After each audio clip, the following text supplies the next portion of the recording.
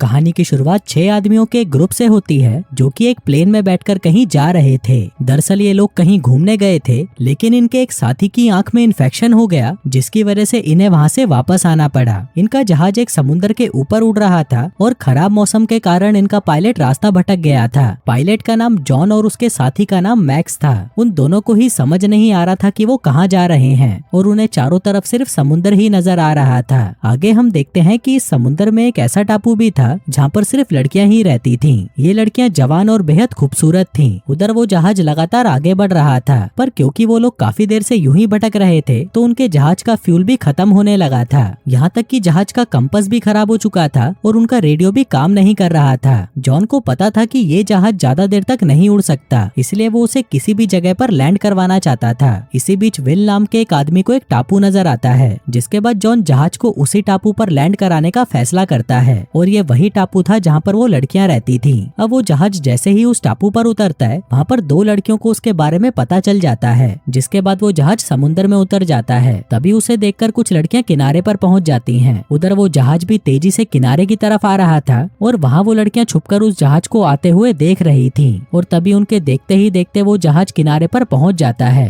फिर किनारे पर आते ही सबसे पहले डैनी नीचे उतरता है और उसके पीछे पीछे माइक उतरता है। अब नीचे आते ही डैनी आसपास देखने लगता है। उधर स्टू जिसकी आंखों पर पट्टी लगी हुई थी, वो भी उनके पीछे पीछे नीचे उतर गया था। उन सभी को लग रहा था कि इस टापू पर जरूर कोई तो रहता होगा और वो इनकी मदद जरूर करेगा। उधर डैनी अभी भी इधर उधर देख रहा था और तभी वो एक पिग को देखते ही उसे गोली मार देता है। थोड़ी देर बाद रात हो जाती है और सभी लोग किनारे पर ही सोने का फैसला करते हैं। वहीं डेव बाथरूम करने के लिए जब एक कोने पे जाता है तो वहाँ पर उसे एक इंसानी खोपड़ी नजर आती है, जिसको देखकर वो जोर जोर से चिल्लाने लगता है। तभी उसकी आवाज सुनकर उसके सभी साथी उसके पास आते हैं, जहाँ उस खोपड़ी को देखकर सभी को लगता है कि यहाँ पर आदिवासी हो सकते हैं और उन्होंने ही किसी को मारा होगा। अगली सुबह टापू पर हम डायना नाम की एक लड़की को देखते हैं जो कि प्रार्थना कर रही थी। उसके पास और भी लड़कियां बैठी हुई थीं। दरअसल वो उनकी देवी से कह रही थी कि टापू पर कई सारे आदमी आ चुके हैं और अब सिर्फ तुम ही हो जो उनसे हमें बचा सकती हो। हम देखते हैं कि डायना इन लड़कियों के ग्रुप की मुखिया थी। उधर विल और मैक्स एक टीम बनाकर पीने का पानी ढूंढने लगते हैं। वहीं एक टीम माइक और डैनी ने भी बना रखी थी और ये दोनों भी पीने का पानी ढूंढ रहे थे।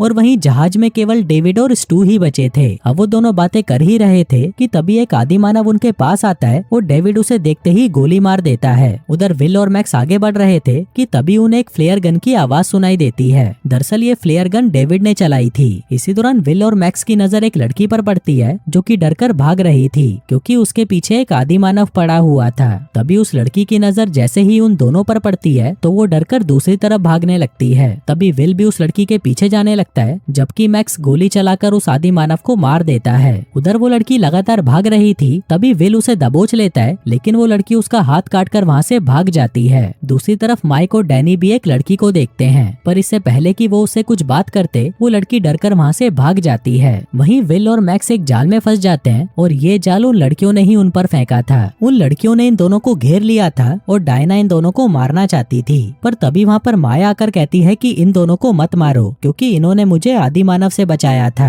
अब माया की बात सुनकर डायना वहाँ से चली जाती है, जिसके बाद माया भी उनका जाल काटकर वहाँ से चली जाती है और वो दोनों आदमी बाहर निकल आते हैं। आगे डैनी और माइक उसी जगह पर पहुँच जाते हैं जहाँ पर कुछ देर पहले डायना प्रार्थना कर रही थी। उधर विल और मैक्स अपने जहाज के पास पहुँच जाते हैं और तभी उसमें से उस आदि मानव की लाश नीचे गिरती है। अब ये देखकर वो दोनों जल्दी से जहाज में जाते हैं और डेव से उस लाश के बारे में पूछते हैं। इसी बीच वो लड़कियां उस आदि मानव की लाश को उठा ले जाती हैं जिसे मैक्स ने मारा था, जिसके बाद डायना अपने कबीले से कहती है कि मेरी अभी अभी हमारी देवी से बात हुई और देवी ने मुझे बताया है कि हमारे टापू पर एक बहुत बड़ी मुसीबत आने वाली है। अब डायना की बात सुनकर सभी लड़कियां डर जाती हैं। वहीं रात को सभी लोग समुद्र के किनारे ही सोते हैं और फिर सुबह होते ही डेव उस आदि मानव की कब्र तैयार करने लगता है, जिसको उसने गोली से मारकर मार डाला था। अब इससे पहले कि वो उस आदि मानव को दफना पाता, उसके सामने वो लड़कियां आ जाती हैं। वहीं उनको देखकर बाकी के दोस्त भी डेव के पास आ जाते हैं। तभी वो लड़कियां उनसे उस आदि मानव की लाश मांगती है और वो लोग उन्हें वो लाश दे देते हैं, जिसको लेकर वो लड़कियां वहाँ से चली जाती हैं। तभी मैक्स उन्हें कहता है कि हमें इन सभी लड़कियों से दोस्ती कर लेनी चाहिए ताकि हम उनकी मदद से इस टापू से निकल सकें। अब मैक्स की बात सभी को पसंद आती है। सभी इस टापू से निकलना चाहते थे, लेकिन ना तो उनके जहाज में ज्यादा फ्यूल था और ना ही दिशा दिखाने वाला कंपास काम कर रहा था, जिन्हीं कारणों के चलते ये लोग यहाँ से निकल नहीं पा रहे थे। वहीं माइक को भी मैक्स की बात पसंद आती है। आगे आगे वो जहाज में से कुछ बर्तन और कपड़े उठा लाता है ताकि वो इन्हें उन लड़कियों को तोहफे में देकर उनकी मदद ले सके। जल्दी ही डैनी, मैक्स और माइक उन लड़कियों की तरफ बढ़ने लगते हैं। तभी रास्ते में उन्हें वही 2 आदिवासियों की लाश नजर आती है जिन्हें डेव और मैक्स ने मारा था। वो लाश एक जगह पर टंगी हुई थी। अब उन तीनों को लग रहा था कि वो लड़कियां इन्हें डराना चाहती हैं, लेकिन वो तीनों इन लाशों को देखकर भी नहीं डरते। इसी दौरान डैनी और माइक ने एक लड़की देखी थी तो वो दोनों उसके पीछे जा रहे थे। आगे वो तीनों उसी जगह पर पहुंच जाते हैं जहाँ पर वो सभी लड़कियां प्रार्थना करती थीं। लेकिन वो तीनों जैसे ही वहाँ पर आते हैं वो सभी लड़कियां उन्हें घेर लेती हैं। उन तीनों को यहाँ पर देखकर डायना बिल्कुल भी खुश नहीं थी। तभी डैनी डायना से कहता है कि हम लोग तुमसे दोस्ती करना चाहते हैं, जो कहकर वो उनके सामने कपड़े और बर्तन फेंकता है। वो डायना से कहता है कि ये सब तुम्हारे लिए है, लेकिन उसकी बात सुनकर डायना कहती है कि हमें ये तोहफे नहीं चाहिए। अब डायना की बात सुनकर वो तीनों चुपचाप वहाँ से चले तो जाते हैं, लेकिन वो उन कपड़ों और बर्तनों को वहीं छोड़ जाते हैं। वहीं उन लड़कियों को वो सामान बहुत पसंद आता है, पर वहीं डायना को ये बिल्कुल भी अच्छा नहीं लगता।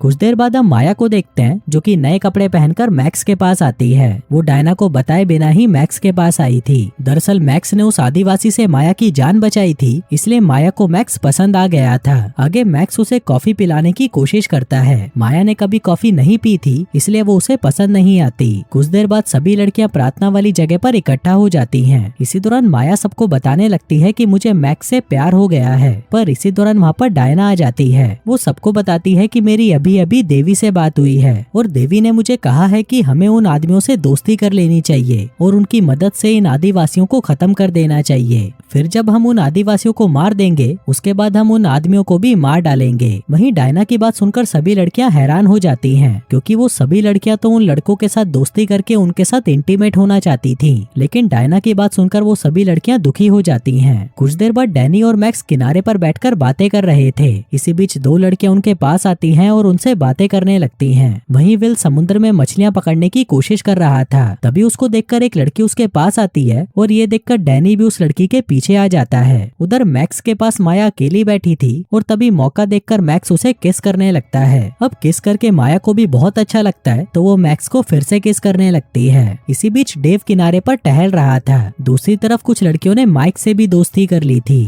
और एक लड़की तो पेड़ पर चढ़कर उसके लिए नारियल भी तोड़ने लगती है। इसी दौरान उसकी नजर कुछ आदिवासियों पर पड़ती है जो कि एक नाव में बैठकर उन्हीं की तरफ आ रहे थे। वो लड़की चिल्लाकर सभी को एक जगह पर इकट्ठा करती है और फिर सभी कहीं पर छुप जाते हैं। इसी दौरान वो आदिवासी भी टापू पर पहुंच जाते हैं और वहां अपने साथियों की लाशों को देखकर गुस्सा हो जाते हैं। वहीं टहलने के बाद डेव आराम करने लगा था, पर इसी दौरान एक आदिवासी उसके पास आता है और डेव का गला काट देता है। कुछ देर बाद जब वो आदिवासी अपने साथियों की लाश लेकर वहां से चले जाते हैं तब वो सभी लोग बाहर आते हैं और देखते हैं कि उन आदिवासियों ने डेव को मार दिया था, जो देखकर वो बहुत दुखी होते हैं और फिर उसे वहीं पर दफना देते हैं। कुछ देर बाद जब माया और मैक्स टहल रहे थे तभी मैक्स को वहाँ पर एक पुराना सा जहाज नजर आता है और वो दोनों उसके अंदर जाकर चेक करने लगते हैं। दूसरी तरफ डायना के कहने पर सभी लड़कियां उन आदमियों को घेर लेती हैं। वहीं माया और मैक्स को उस जहाज में एक लाश मिलती है, जिसको देखकर माया मैक्स से कहती है कि यही हमारी देवी है। उस लाश को देखकर वो दोनों बाहर आ जाते हैं, जिसके बाद माया मैक्स से कहती है कि डायना शुरू से ही हमसे झूठ बोल रही थी कि देवी अभी भी जिंदा है और वो उससे बातें करती है। अब माया की बातें मैक्स को थोड़ी अजीब लगती है, इसलिए वो सच जानने के लिए फिर से उस जहाज में जाकर छानबीन करने लगता है। इसी दौरान उसके हाथ एक डायरी लगती है। वो उस डायरी को पढ़ता है जिसमें लिखा था कि कई सालों पहले एक देश में बहुत भयंकर युद्ध शुरू हो गया था, जिसके चलते सभी लोगों को वहाँ से भागना पड़ा। इसी देश में मारिया नाम की एक सिस्टर छोटे बच्चों का अनाथ आश्रम चलाती थी और युद्ध शुरू होते ही वो अपनी सभी लड़कियों को लेकर जहाज में आ जाती है।